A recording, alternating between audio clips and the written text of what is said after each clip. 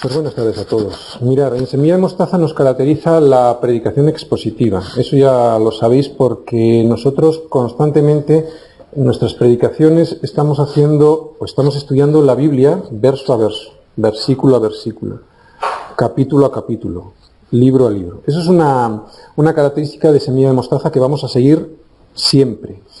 Y fijaros, no es que estén mal las predicaciones temáticas, ¿vale? Frente a la expositiva. La temática es una predicación que escoge un tema y luego lo apoya en versículos. No es que estén mal, pero se corre un riesgo, ¿no? Y el riesgo que se corre es que nosotros apoyemos nuestra opinión sobre versículos de la Biblia. Eso es peligroso por una parte, y por otra parte también, a veces, aunque estén bien construidas esas predicaciones temáticas, pueden constituir una especie de chute, un chute espiritual, una especie de analgésico. Nosotros venimos a la iglesia, normalmente venimos con problemas, venimos en pecado, venimos con dificultades, y ese chute espiritual nos viene muy bien porque es como un analgésico. Pero ¿cuál es el problema de los analgésicos? El problema de los analgésicos es que quitan los síntomas, pero no van a la raíz del problema. Sin embargo, lo bueno de las predicaciones expositivas es que, aunque tardas un poquito más en entender todo, va a la raíz del problema. Es como la lluvia temprana y la lluvia tardía, ¿entendéis?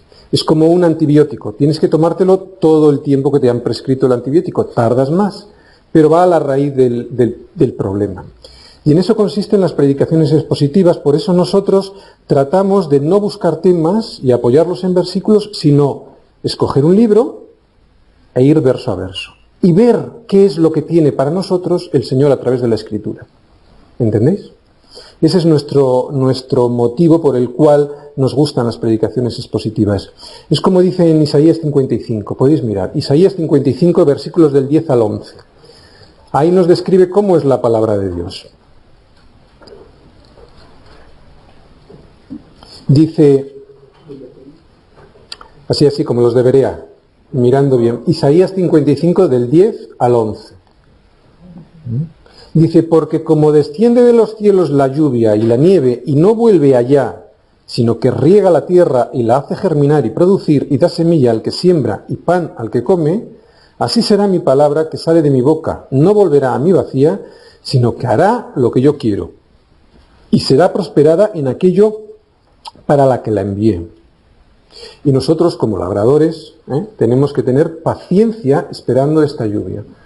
La lluvia temprana, la tardía, para que haga germinar en nuestros corazones lo que Dios quiere para nosotros. De cualquier manera, hoy vamos a hacer una excepción y vamos a ver un versículo, el primero, del capítulo 1 de Romanos. Por lo tanto, Romanos 1:1. Eso es lo que vamos a estudiar hoy, lo que vamos a exponer hoy. Y leemos. Romanos 1:1. Pablo, siervo de Jesucristo, llamado a ser apóstol, apartado para el Evangelio de Dios. Mirad, todos somos llamados por Dios, todos tenemos una vocación.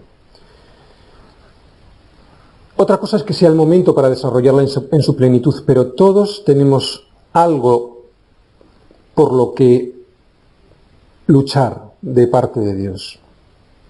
Aquí en este versículo a mí hay 3 palabras que saltan de la Biblia. No sé, volverlo a leer, fijaros bien, a ver qué palabras os resultan más llamativas. A mí hay 3 que me resultan significativas. Pablo, siervo de Jesucristo, llamado a ser apóstol, apartado para el Evangelio de Dios. Os digo, las 3 que más me llaman la atención son siervo, llamado y apartado. Creo que hemos coincidido todos, más o menos. Siervo, llamado, apartado. Os lo he puesto aquí en griego para ver exactamente lo que dice el original griego, este versículo. Luego le echamos un vistazo. Fijaros, en estas pocas palabras se encuentra casi todo lo que necesitamos para tener una vida cristiana en abundancia. Saber quiénes somos y lo que quiere Dios de nosotros es lo más importante que es lo que podemos esperar en esta tierra. A veces buscamos tantas cosas en la Escritura que nos hagan vibrar, que nos olvidamos de las cosas más sencillas. de las más elementales. Fijaros, yo no quiero decir que no sea importante estudiar la Escritura, es muy importante, y sobre todo para las personas que están dedicadas a ello y que es su, entre comillas, profesión, deben hacerlo así. Por lo tanto, sí es una obligación, pero a menudo es bueno volver sobre lo más elemental, sobre lo más sencillo, porque es ahí muchas veces donde se encuentra lo que necesitamos saber acerca de quiénes somos y qué es lo que se supone que estamos haciendo en esta tierra. Vamos un momentito a Filipenses. Filipenses 3, versículo 1. Dice Pablo: a mí no me es molesto el escribiros las mismas cosas y para vosotros es seguro. Bueno, pues chicos, yo he adoptado este versículo también en mi vida y a mí no me es molesto el predicaros las mismas cosas porque estoy convencido que para vosotros es seguro. Así que vamos a empezar desde el principio. Primera palabra que descubrimos, siervo. Pablo, siervo. En griego es, lo hemos puesto aquí, doulos. Pablo, esclavo. Aquí Pablo, nada menos que el apóstol Pablo, el hombre más usado por Cristo en toda la historia para la propagación de su evangelio, se presenta a sí mismo como esclavo. El que había sido azote de los cristianos, seguimos en Filipenses, no lo perdáis, ahora vemos quién era este tipo, el que había sido azote de los cristianos, el que nos cuenta en Filipenses 3, del 4 al 9, quién era él, menuda joyita tenemos ahí, ese ahora nos dice nada menos que es un sirviente. Vamos a leer. Filipenses 3 del 4 a 9. Dice: aunque yo tengo también de qué confiar en la carne, si alguno piensa que tiene de qué confiar en la carne, yo más.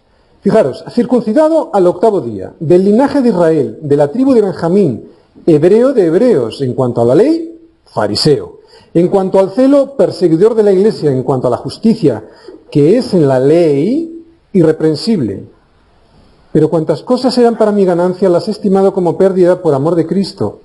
Y ciertamente aún estimo todas las cosas como pérdida por la excelencia del conocimiento de Cristo Jesús, mi Señor, por amor del cual lo he perdido todo y lo tengo por basura para ganar a Cristo y ser hallado en Él, no teniendo mi propia justicia, que es por la ley, sino por la que es por la fe de Cristo, la justicia que es de Dios por la fe. Aquí nos explica quién era Pablo: irreprensible, circuncidado al 8º día, del linaje de Israel, de la tribu de Benjamín. Dice hebreo de hebreos y en cuanto a la ley fariseo. Y ahora de repente en Romanos 1:1 se presenta como siervo, esclavo.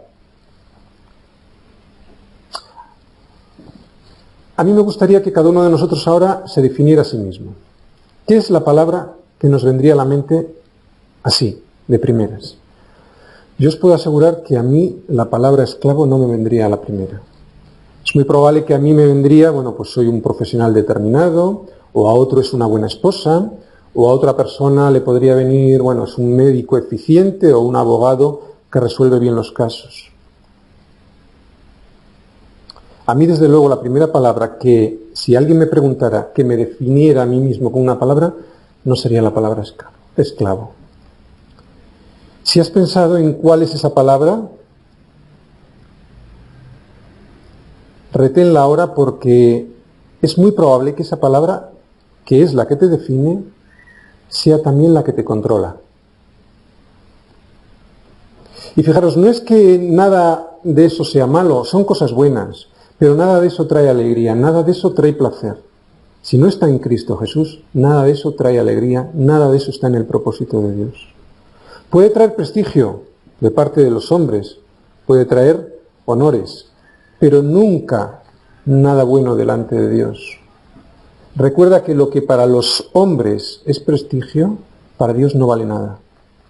Es muy importante que tengamos en cuenta esto, y no que sean cosas malas, sino que si es lo que nos define, eso normalmente también será lo que nos controla. Y fijaros, si esto son cosas buenas, imaginaros si realmente fueran cosas malas y fueran las que nos controlaran, ¿no? Bien, vamos a asustarnos un poquito más. Vamos a ver cómo es este reino al que hemos sido llamados. Lo hemos visto el domingo pasado con el pastor Heriberto y nos hablaba de Mateo 13, ¿recordáis? Mateo 13. Y dice en el versículo 12, porque a cualquiera que tiene se le dará y tendrá más, pero al que no tiene, aun lo que tiene, le será quitado. Chicos, ese es el reino al que hemos sido llamados. Es un reino que es totalmente contrario, al revés de lo que estamos viviendo. En Mateo 25 lo aclara un poquito más. Mateo 25, versículo 28, dice, quitadle pues el talento y dadlo al que tiene 10 talentos. ¿Por qué? Porque al que tiene, dicen, le será dado y tendrá más. Y al que no tiene, aun lo que tiene, le será quitado. Y al siervo inútil, echadle en las tinieblas de afuera, allí será el lloro y el crujir de dientes. Fijaros, estamos en la primera palabra, siervo. Vamos a definir 3 palabras. Estamos en la primera, siervo. ¿Sabéis cuál es nuestro problema con esa palabra? El problema que tenemos nosotros es que no entendemos bien la palabra siervo o esclavo. ¿Por qué no la entendemos bien? Bueno, porque en nuestra sociedad no existe la esclavitud. Entonces muchas veces cuando decimos Señor, Señor o cantamos Señor, Señor, no estamos entendiendo lo que estamos diciendo. Sin embargo, Pablo y en aquellos primeros años sabían perfectamente lo que decían cuando decían Señor. Cuando decían Señor, se estaban diciendo a sí mismos ya esclavos. Ya se estaban definiendo como esclavos. ¿Sabéis lo que es un esclavo? Bajo autoridad. Que su vida entera, toda su vida, está moldeada por su Señor. Aquella persona cuya vida entera pertenece a otro. Fijaros, y una definición que me asombró hace años y que me sigue asombrando es la siguiente. Con la libertad de irse, pero condenado a muerte si se va. ¿Entendéis? Un esclavo se podía marchar, pero sabía a lo que estaba condenado si se marchaba, a muerte. Fijaros, es algo parecido a lo que nos pasa a los seres humanos. Podemos irnos, pero sabemos que si nos vamos, estamos condenados a muerte. Y no porque nos condene el Señor. Lo hemos visto en Juan, creo que Juan 3, en el que dice que no le envió Dios a Jesús a condenar al mundo, sino para que el mundo fuera salvo. Por lo tanto, ya estábamos condenados. Simplemente lo único que tenemos que hacer es llegar a Jesús.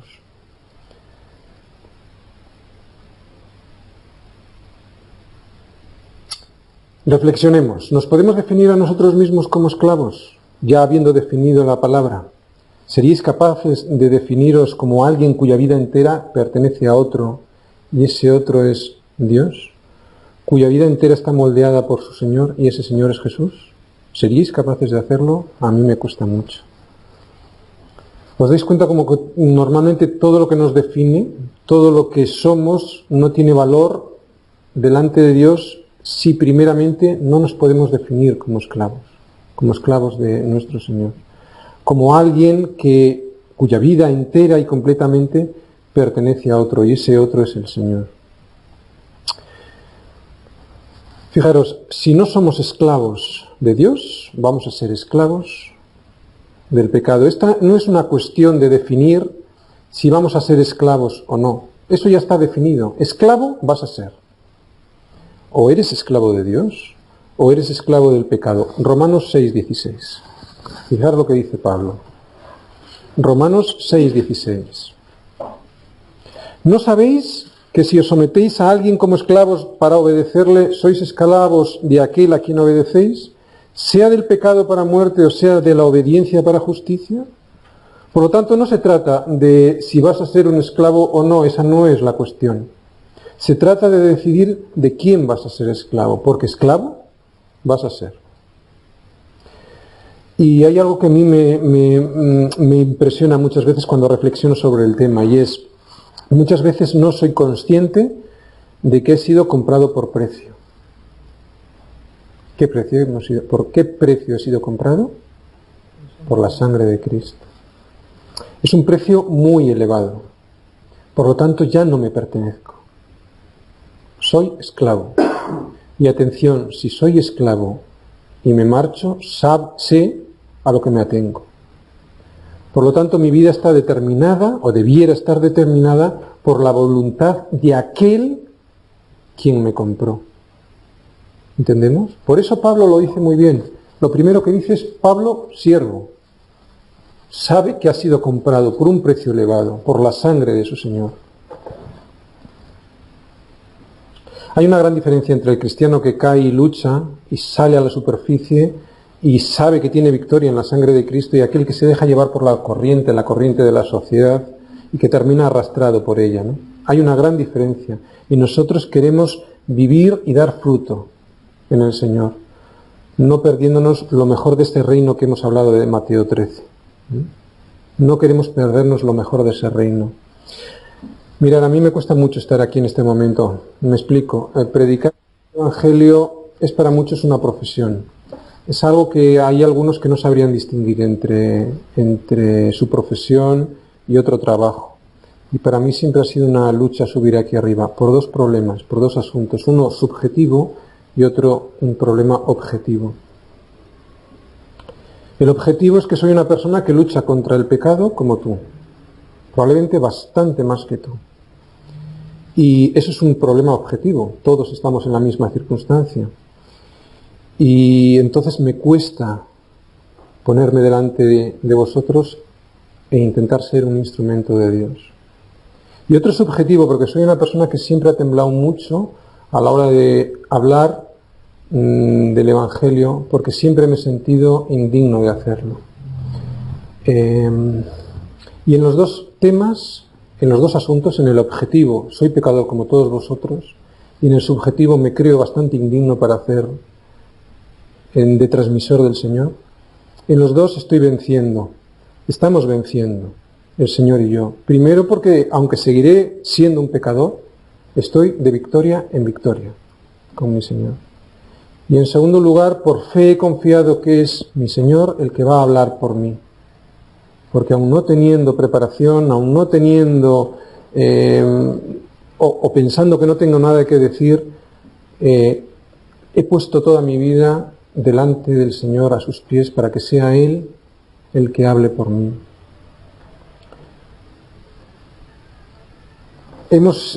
Por lo tanto, estamos hablando de que somos esclavos de Cristo, no esclavos del pecado.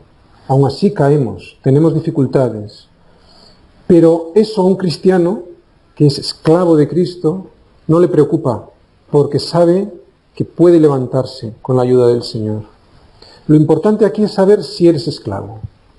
¿Estás siendo esclavo del Señor? ¿Sabéis cómo lo podemos saber? Pregúntate,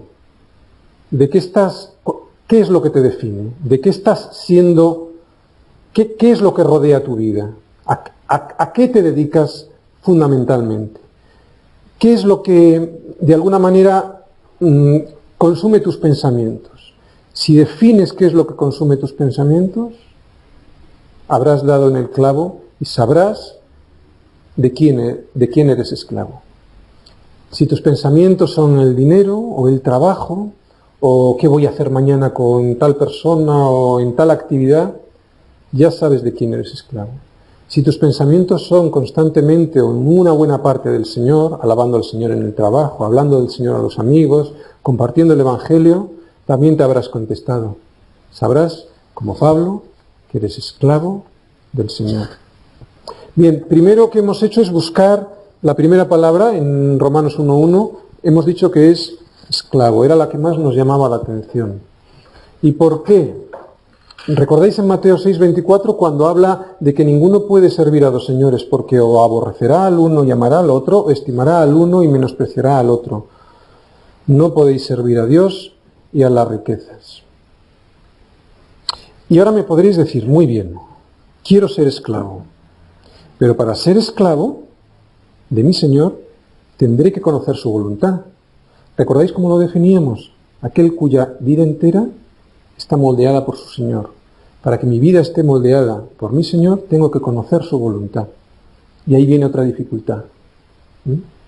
¿Cómo puedo saber si la voluntad de mi Señor? ¿Conoces su voluntad? Aquí dice Pablo, siervo de Cristo Jesús. Y en nuestra traducción viene siervo de Jesucristo. ¿Por qué creéis que dice esto? Yo tengo una opinión. Pablo, siervo de Cristo Jesús. Pone por delante a Cristo. Y probablemente lo hace porque quiere poner de manifiesto que es esclavo, primero, no de un hombre bueno, sino de el Mesías, el ungido, el Dios, el Rey de reyes, el Señor de señores. El segundo tema que vamos a ver es el llamado, ¿no?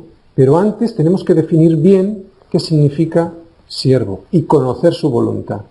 Por eso Pablo ahí pone, desde mi perspectiva, la primera palabra que pone es Cristo. Él es siervo de Cristo, de nada menos que el Señor de señores, del Mesías, del ungido. Mirad, hace poco alguien con responsabilidad en el ministerio me preguntó cómo podía saber cuál era la voluntad de Dios para mi vida. Y esto es importante, saber cuál es la voluntad de Dios para nuestra vida, porque si no, no podemos ser esclavos. ¿Os dais cuenta, no? Estamos hablando de esclavo, por lo tanto tenemos que conocer la voluntad de aquel a quien queremos ser esclavo. Y esta persona me preguntó, yo no sé si lo hacía porque él no sabía distinguir la voluntad de Dios en su propia vida o porque me estaba probando. Y yo le respondí, primero, mira, siento un fuego en mi corazón que es indescriptible. Es una especie de llamado irresistible por parte de Dios. Todo aquello que yo no quería hacer, eso ahora me impulsa mi Señor a hacerlo. Pidiéndole constantemente no ser yo el que lo quiere hacer, no hace más que responderme, y de muchas maneras eres tú quien lo ha de hacer.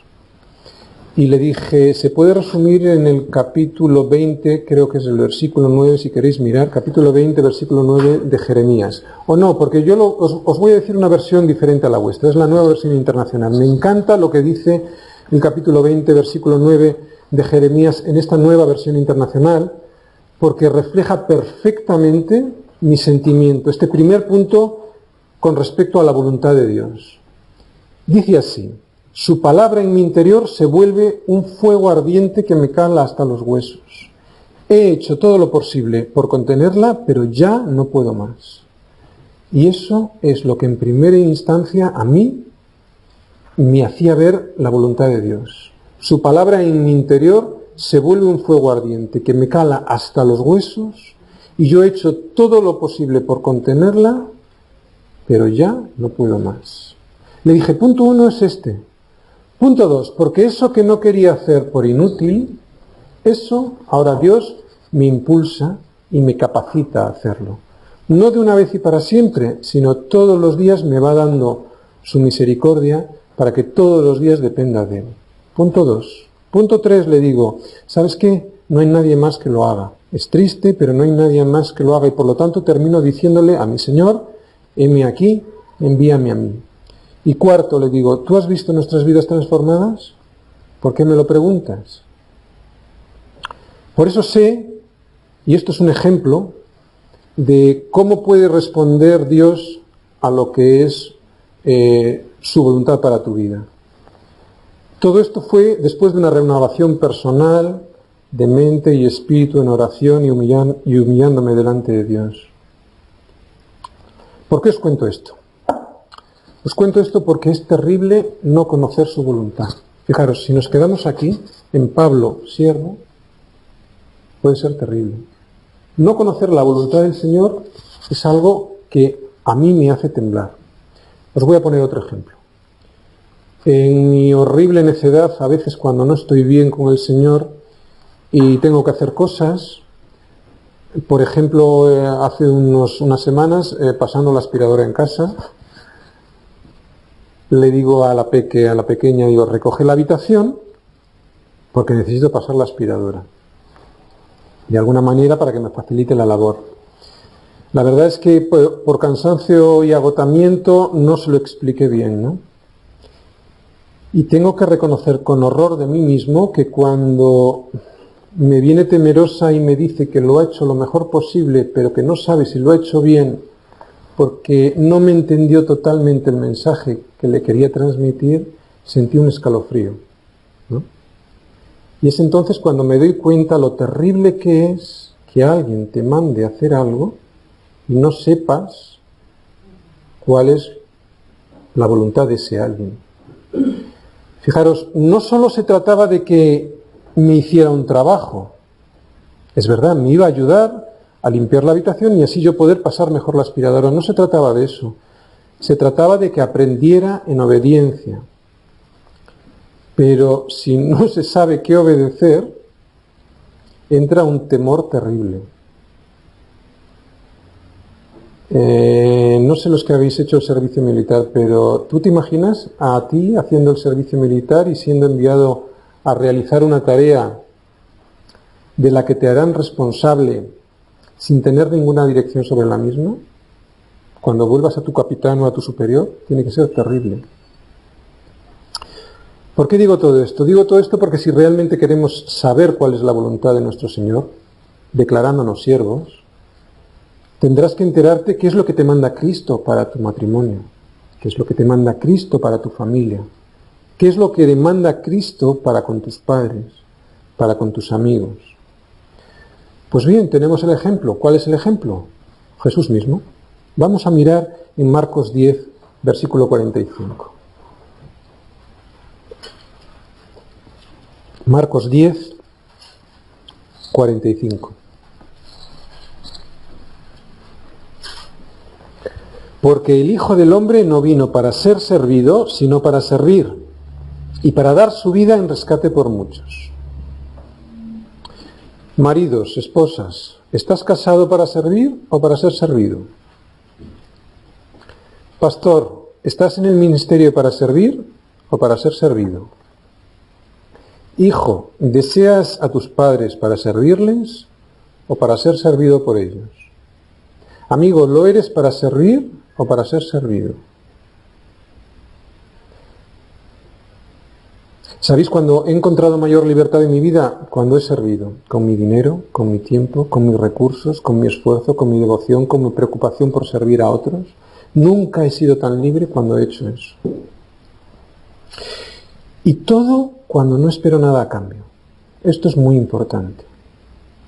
O sea, servir, sea servido o no. ¿Entendéis? Se trata de servir, sea servido o no. En Juan 8:32, y conoceréis la verdad, y la verdad os hará libres. Queremos saber la verdad. Queremos saber cuál es la voluntad para nosotros, esclavos del Señor. No lo que escoja yo, sino lo que Dios ha elegido para mí. Si no, tu vida no tiene fundamento. Nosotros lo hemos experimentado en nuestras vidas.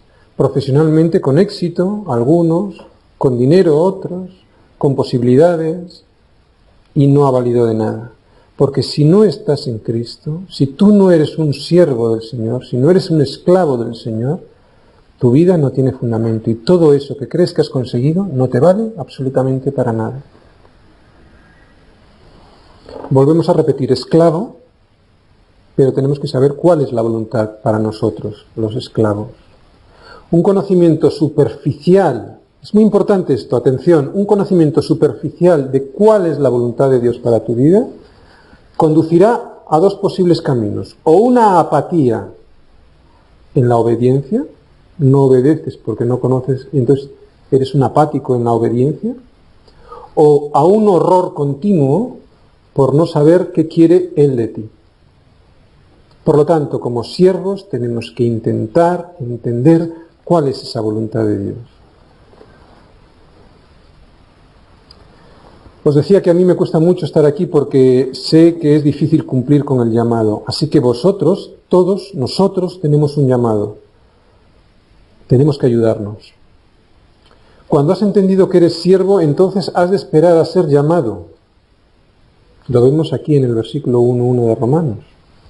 Cuando has entendido que eres siervo, entonces has de esperar a ser llamado. Y ese llamado, si es de Dios, da una paz y un gozo que supera todo lo conocido. A pesar de las dificultades, a pesar de las persecuciones, y esto no solo en el ministerio, también en la vida ordinaria, en la vida normal. Es para cualquier profesión. para cualquier función. Seas un policía, seas una ama de casa, seas un médico. Si es que ha sido proyectada tu vida en la voluntad de Dios, sentirás gozo y paz. ¿Recordáis cuál era la voluntad de Dios? Buena, agradable y perfecta. Lo repetimos muchas veces, esta vez no me olvido. Romanos 12. ¿2? Romanos 12, 2. Voluntad buena, agradable y perfecta. ¿Solo cuándo? Cuando somos primero esclavos y hemos entendido cuál es esa voluntad de Dios para nuestras vidas. Segunda palabra que encontramos en este primer versículo, llamado. Y lo vemos aquí, kletos. Es la palabra en griego. Muchos son los llamados y pocos los escogidos. ¿Qué significa kletos? Llamado a participar en un banquete. Llamado a participar en un proyecto. Fijaros, el llamado a Dios es general. Todos somos llamados para hacer algo. Los ministerios que encontramos ahí en Efesios 4, versículo 11, lo vamos a leer.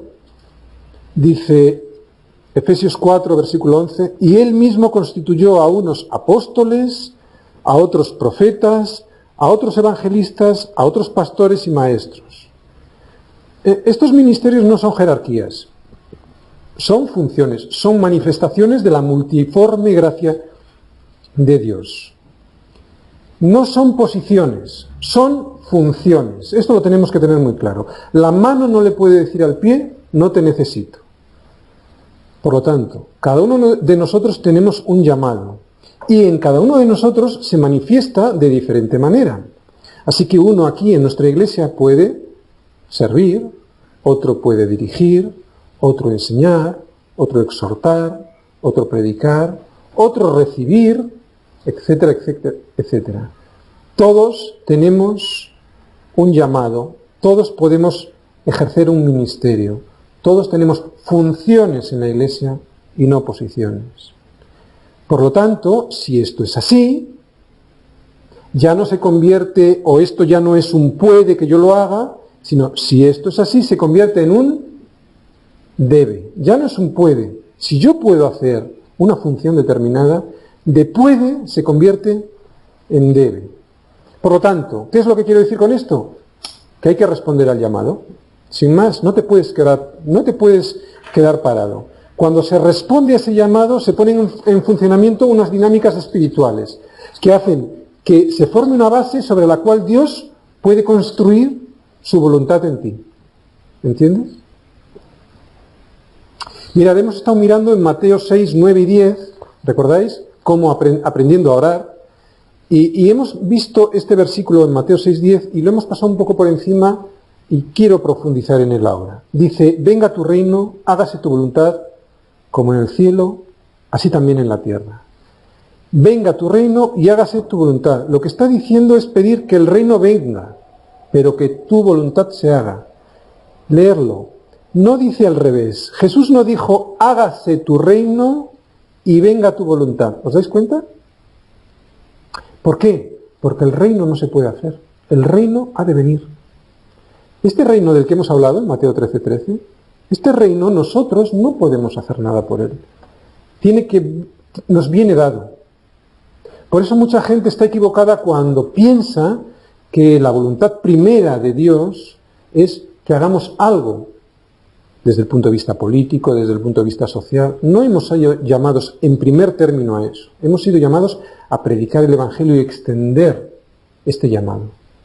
Lo otro viene como añadidura. Cuando tú te centras en eso otro, estás equivocando. Estás no diciendo venga tu reino, sino hágase tu reino. Estás haciendo cosas para que ese reino se haga. Y ese reino no lo puedes hacer tú. Tiene que venir dado de Dios. Nos está diciendo que oremos para que venga el reino, no para que lo hagamos. Y sin embargo, y es a lo que yo quería llegar aquí ahora, dice, hágase tu voluntad. Aquí sí, mira, la voluntad de Dios sí que la tenemos que hacer nosotros. Es curioso. ¿Os dais cuenta? Hágase tu voluntad. Mirad, muchos ministerios tienen un gran potencial. Muchos de nosotros tenemos un gran potencial. ¿Cuál es la gran pega de que eso no despegue? Porque nos pasamos el tiempo diciendo, Señor, que se haga tu voluntad en mi vida, que se haga tu voluntad en mi vida, y no nos movemos del sitio. Que se haga tu voluntad en mi vida. Y la voluntad no viene. ¿Qué es lo que hay que hacer? Hágase tu voluntad. Por lo tanto, te tienes que poner en marcha. El llamado de Dios está ahí. El potencial en vuestras vidas está ahí. Nos pasamos demasiado tiempo pidiendo que la voluntad de Dios se haga en mi vida, pero está ahí. Y solo se puede llevar a cabo si te pones en movimiento. Fijaros, es el segundo punto. Hemos dicho que somos esclavos, que tenemos que conocer su voluntad para ser esclavos, porque tenemos un llamado. ¿Vale? Vete al banquete. Estás invitado. No te quedes en casa. ¿Recordáis lo que decíamos que era Cletos? Invitado a un banquete. Si a ti te invitan, ¿qué tienes que hacer? Anda. No te puedes quedar en casa. Seguirás siendo un invitado, pero no harás nada para llegar al banquete y por lo tanto no disfrutarás del banquete. Cletos, llamado a un proyecto, a un banquete. Tienes que moverte. Tengas la edad que tengas, seas joven o mayor, y tengas la posición social que tengas en la sociedad. Es igual, estás llamado. Y puede ocurrir otro problema, y es que si llega un momento en tu vida que te paras, que has sido llamado y has respondido a ese llamado, pero te paras, porque ya no estás dispuesto a tomar riesgos en tu vida, la voluntad de Dios ya no se hace. Por lo menos en tu vida ya no se hace. Esa voluntad de Dios sigue existiendo en Él, pero ya no se va a hacer en ti. Por lo tanto, tenemos que estar muy atentos para no pararnos y seguir tomando riesgos.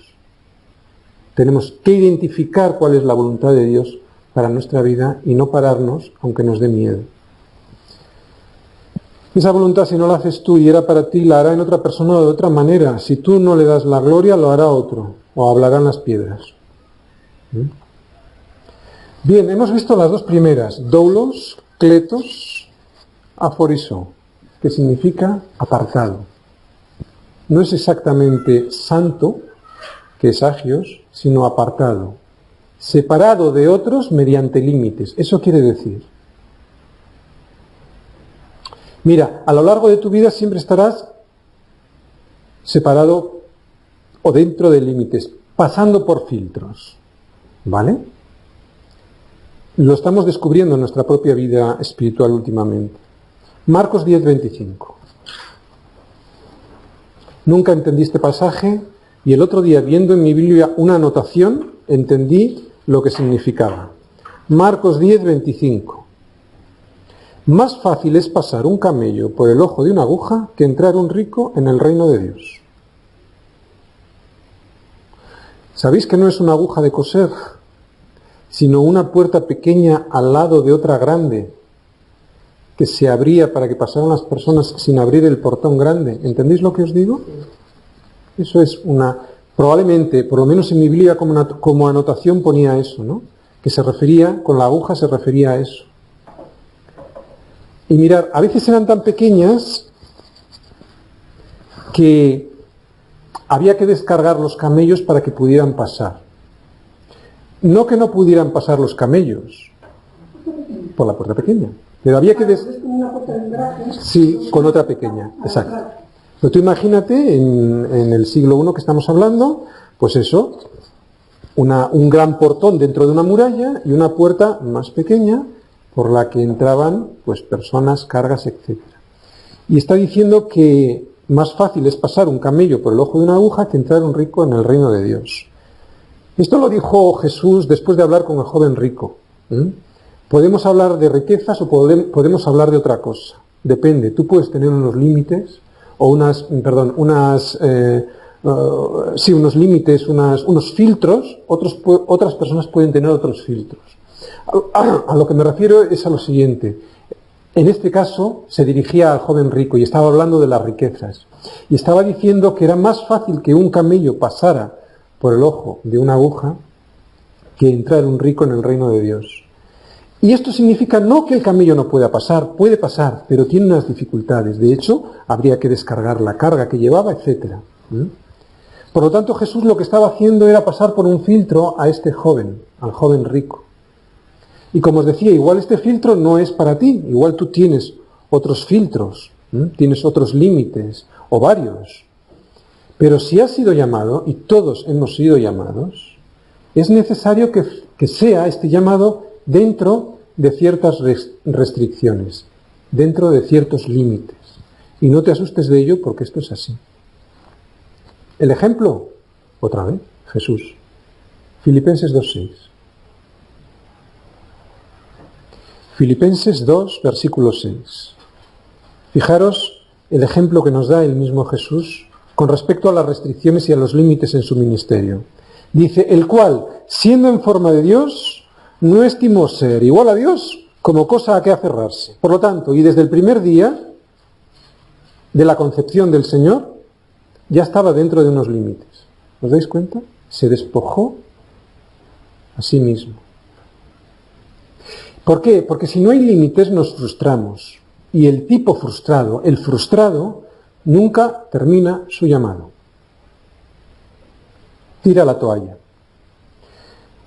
Yo como director de un centro de formación veo año tras año esto que os estoy comentando. Frustrados que tiran la toalla porque no quieren, porque son incapaces de someterse a los límites que le impone la profesión, la escuela, los profesores o sus padres. Son incapaces de adaptarse a lo que la disciplina exige.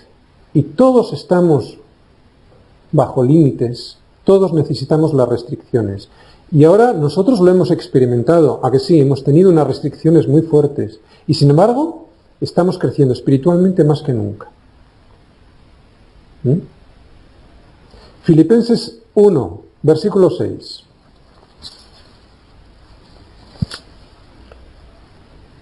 Filipenses 1, versículo 6. Estando persuadido de esto, que el que comenzó en vosotros la buena obra, la perfeccionará hasta el día de Jesucristo. Tenemos en quién confiar. Y sabemos que saldremos vencedores. Jeremías 29, 11. Vamos a Jeremías. Porque yo sé los pensamientos que tengo acerca de vosotros, dice el Señor, pensamientos de paz y no de mal, para daros el fin que esperáis.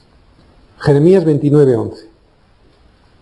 Fijaros, lo más importante aquí, lo que más me llama la atención, el fin que esperáis. ¿Cuál es el fin que esperas? Porque según el fin que esperas, eso es lo que te puede dar Dios. Atención con lo que pidamos. Mucho respeto a nuestras peticiones, porque igual nos las concede. Así que por eso hay que aprender a orar. ¿Entendéis? Y tenemos un ejemplo muy bueno en el Antiguo Testamento. En Números 13 y 14. Si queréis ir, yo os voy a leer muy poquitos versículos, pero vamos a leer la historia. Una historia que nos enseña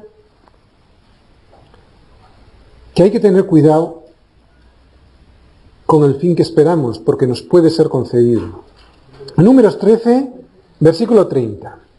Dice, Números 13, versículo 30. Bueno, 30, 31, 32, 33, ahora os voy a ir diciendo. No te preocupes, Pilar, luego te digo los versículos. Dice, entonces Caleb hizo callar al pueblo delante de Moisés y dijo, subamos luego y tomemos posesión de ella, porque más podremos nosotros que ellos. 31. Mas los varones que subieron con él dijeron, no podremos subir contra aquel pueblo, porque es más fuerte que nosotros. 32. Y hablaron mal entre los hijos de Israel de la tierra que habían reconocido, diciendo, la tierra por donde pasamos para reconocerla es tierra que traga a sus moradores, y todo el pueblo que vimos en medio de ella son hombres de grande estatura. 33. También vimos allí gigantes, hijo de Anac, raza de los gigantes, y éramos nosotros, a nuestro parecer, como langostas, y así les parecíamos a ellos. Vamos al 14.1. Entonces toda la congregación gritó y dio voces, y el pueblo lloró aquella noche. 2. Y se quejaron contra Moisés y contra Aarón y todos los hijos de Israel. Y les dijo toda la multitud: ojalá muriéramos en la tierra de Egipto, o en este desierto, ojalá muriéramos. Pasamos al 11, versículo 11. Y Jehová dijo a Moisés: ¿hasta cuándo me ha de irritar este pueblo? ¿Hasta cuándo no me creerán con todas las señales que he hecho en medio de ellos? 16. Por cuanto no pudo Jehová meter este pueblo en la tierra de la cual les había jurado, los mató en el desierto. 28. Diles: vivo yo, dice Jehová, que según habéis hablado a mis oídos, así haré yo con vosotros. Y lo repito porque esto es importante. Según habéis hablado a mis oídos, así haré yo con vosotros. 30. Vosotros a la verdad no entraréis en la tierra por la cual alcé mi mano y juré que os haría habitar en ella, exceptuando a Caleb y a Josué. Así que lo que esperaban, eso les sucedió. Ojalá que muriésemos. ¿Y qué les ocurrió? Que se murieron, excepto Josué y Caleb. Los demás se murieron, recibieron exactamente lo que habían pedido. ¿Entendéis? No vayáis, pero volvemos a leer Jeremías 29:11, porque yo sé los pensamientos que tengo acerca de vosotros, dice el Señor, pensamientos de paz y no de mal, para daros el fin que esperáis. ¿Cuál es el fin que esperas? Tiene que ser un fin bueno, un fin glorioso, pero tendrás que llegar a ese fin con restricciones, pasando por filtros. Bien, resumimos. ¿Quién soy? Doulos, siervo. ¿A qué he sido llamado? A participar en un banquete. ¿Cómo tengo que hacerlo? Apartado, con límites. Amén.